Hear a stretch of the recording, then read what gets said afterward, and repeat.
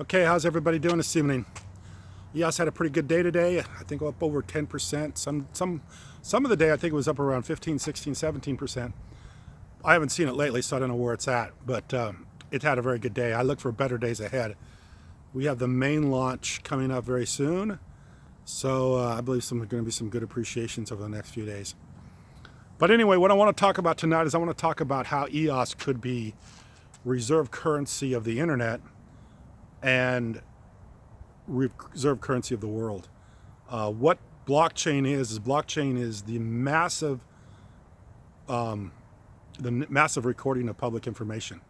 So in order to transact in this public information platform, you're going to have to hold EOS.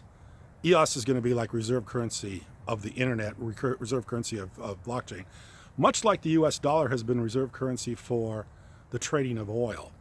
So countries around the world had to hold dollars in order to transact in oil.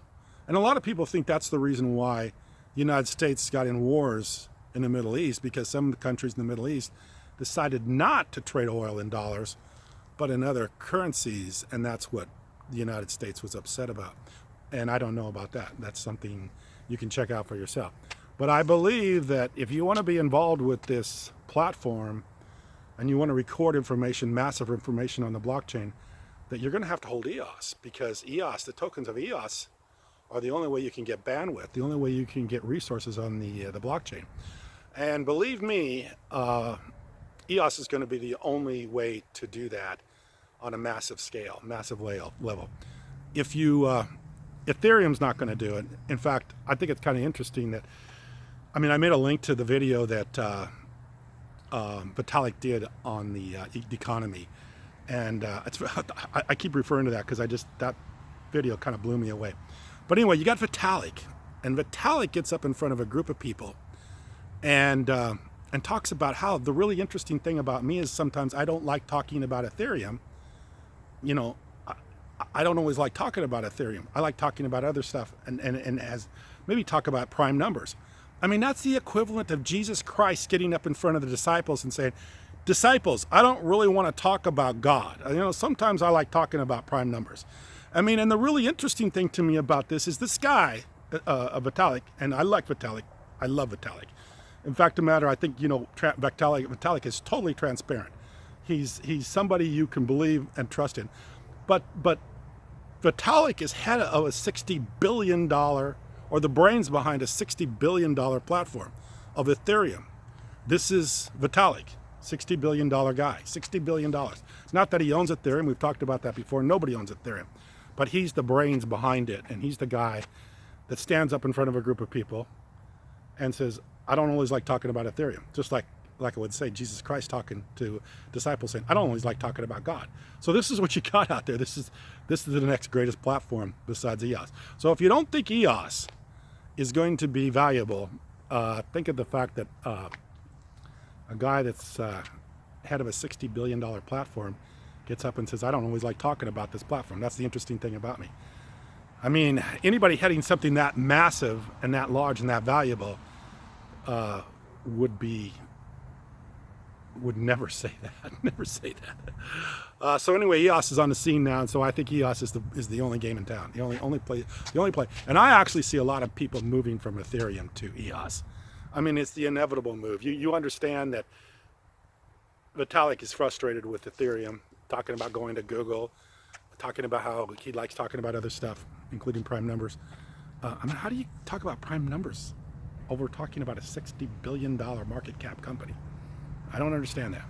But anyway, I'm not picking on Vitalik. I like Vitalik, like I talked about before. But there's a certain level of maturity going on here which Dan Larimer is in possession of, and Vitalik's not. So obviously this is the platform to play. Like I say, this could be reserve currency of the world. This could be reserve currency of the internet. You're going to have EOS to play on this platform. And if you want to massively record information on a public platform, on a public blockchain, you're going to have EOS. So you're going to have to hold these tokens. These tokens could be very, very, very, very, very valuable. And if you want to know why you want to put stuff on the blockchain, I'll give you a really good example. Everybody uses this example, and this example is a great example, and this is why I'm going to give it again. If you haven't heard it, which you probably have, this is the example I'm going to use. I walk around Carlsbad at night, a very popular tourist area, bars, people drinking, having a good time, and all I see all night long is Uber and Lyft, Uber and Lyft, Uber and Lyft. I think Uber and Lyft are probably two of the greatest applications ever developed. And the reason, because they've saved people countless dollars, saved lives, and made it easy for people to get a ride, which is the very basic mode of transportation. I need a ride. Someone's got a car. Let's hook them up together. Great application, great idea. It's very valuable. It's made lots and lots of money. Made a lot of people lots and lots of money. Now you take that idea and you put it on a blockchain. Now you don't need Uber and you don't need Lyft. You need driver and you need person that needs a ride. And you connect them on the blockchain and you cut out the Uber and Lyft. That's why you want to be on blockchain. That's why this is so important. This is why it's so valuable. Now you've got the only blockchain that's scalable, the only blockchain that can record the information at the level that you need to be recording it at, and you got EOS. And EOS is about ready to get going. It's about ready to launch, mainnet ready to launch. So I really believe that these tokens are going to be very, very, very valuable throughout the world. People contact me all over the world, talk to me about EOS. So this is a worldwide phenomenon. This is something that's very, very, very, very valuable. The other thing I want to talk about a little bit tonight is I'm going to have a block producer candidate, EOS Authority, Roshan Abraham, on the channel a little bit later this evening. It's about 9 o'clock, 10 o'clock probably by now, Pacific Standard Time. I'm in San Diego, California. He's in London, England, and I'm going to have him on the channel. I'm not going to do a live chat because there's a lot of things that go on technically wise, and I don't want to do a live chat or a live stream because I don't want to mess it up and waste Roshan's time and waste my time, because it's going to be about midnight about the time I do this. So if you have questions for Roshan, please put them in the comments. You got a couple hours till I actually interview him. So please ask the questions. I've got a couple questions, and I'll give you the questions because I have a couple things I want to talk to him about. I want to talk to him about the mainnet launch. And it's going to take 15% consensus of the voters in order to launch the chain. And then at that point, all the tools get released and the chain's up and running, and that's going to be the mainnet chain. Block 1 holds 100 million tokens. So Block 1 has 10% of the voting power. So Block 1's going to have a great influence over this chain and who the block producers are, and where the block producers are being located throughout the country, or throughout the world. I mean, Dan Lomer said because of latency and time, you're going to have these block producers spread around the world. You can't have them all in Asia or Central America or North America or someplace like that. They're going to have to be distributed all over the world. So Block 1, with 100 million votes, is going to be able to influence those block producers. And I want to talk to him a little bit about that, because Block 1 is giving up the software, the open source software, to the community, but Block 1 still retains 10% of the voting power. So it's going to heavily influence how people vote, is how Block 1 votes. And I want to talk about that because Block 1 is still going to be in control a little bit in the background because they're going to have 10% of the vote. Nobody else even comes close. I think the next biggest is maybe Binance, and Binance is just an exchange where people are holding tokens. So this is going to be a big thing. Also, the thing I want to talk to him about is block producers are going to be people that are already developing nodes, or already putting information on the blockchain. So if you're running applications, if you're running a lot of nodes, you're going to have a better chance of being block producer because you're already doing that. That's going to be something that's just going to be easy for you to do because you're already running, putting lots of information on the blockchain. So I want to talk to him about that. And I want to talk to him about the 10% voting power that Block 1 has and how that's going to influence who the block producers are. And also, I mean, I think it's an ingenious thing. I think two things that Block 1's done that is ingenious is that they've distributed the tokens over a lot of people over a year, 365 days. When I heard that, I was bought in. That to me, being a former stockbroker, was genius. The other genius part about it is they still retain control, 10% control of this software through their voting rights. That's another ingenious thing about this, because they're going to be able to not just throw it out into the wind and just hope it works out. They still have a lot of control over this. And obviously with 100 million tokens, they're going to have a lot of financial incentive in this too. So if you think Dan Larimer is running off to the next deal, or you think Dan Larimer is going to quit this, like, I've heard this all over and over again. Dan Larimer doesn't stick with his projects. There's 100 million tokens here at stake. He will stick with this project. Not only will he stick to this project, he's going to be glued to this project because of the financial interest that Block 1 has in it because of their 100 million shares. 100 million tokens, I'm sorry. I keep saying shares because I used to be a broker and that was just the way I referred to everything was shares, stock, Now I got to reorient my mind to tokens, and that kind of stuff. So anyway, I want to talk to Roshan about that because that's an interesting subject to me.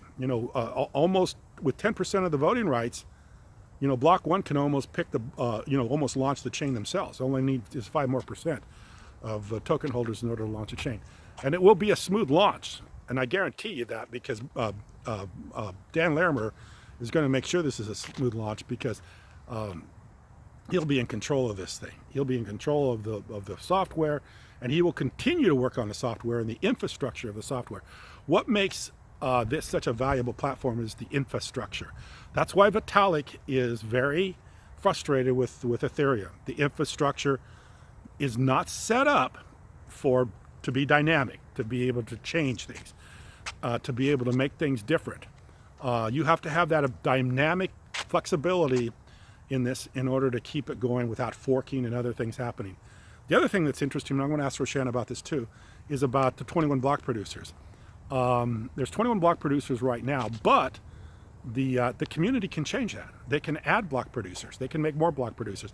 I think I listened to Dan Larimer talk one time about how he said that when the community could choose the number of block producers, they always ran into about like 15, 16, 14. So he thought 21 would be an ideal number.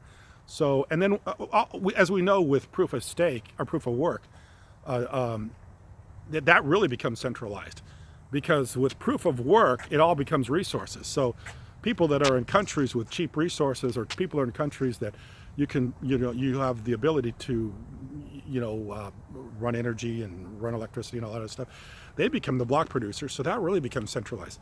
This is the decentralized network. This is the decentralized platform. This could, and I believe will, just like I said, it's going to be bigger than Google. This could be reserve currency of the world, reserve currency of the internet. And very easily, because you're going to have these tokens to run this platform. And this platform could be very, very, very, very powerful because of the public information that's being recorded on it. The massive public information that's going to be recorded on it. So anyway, if you have any questions for Roshan, I think it's a couple more hours before I bring him on. And that's only if I don't have any technical problems or something else goes down. So anyway, put them in the comments and I'll put them up. I'll give it to him. And I hope I get this video up in enough time because I still got to walk back home, which is about 2 miles from where I'm at right now. So anyway, I appreciate you watching, and I look forward to doing this again. I'm going to keep doing these videos. The more I do these videos, the more excited I get. So I enjoy all the participation. I will never monetize a video, and I have nothing to sell. And I have nothing to gain by this, by doing these videos. I mean, I'm not interested in making money from this. That's the furthest thing in my mind. I don't need to make money. And I certainly don't have any financial play in this outside of, being interested in it. And actually the only reason I do this is because I want to help other people make money, because I'm not interested in money. That's not something I need to worry about. So anyway, I appreciate you watching. Thank you.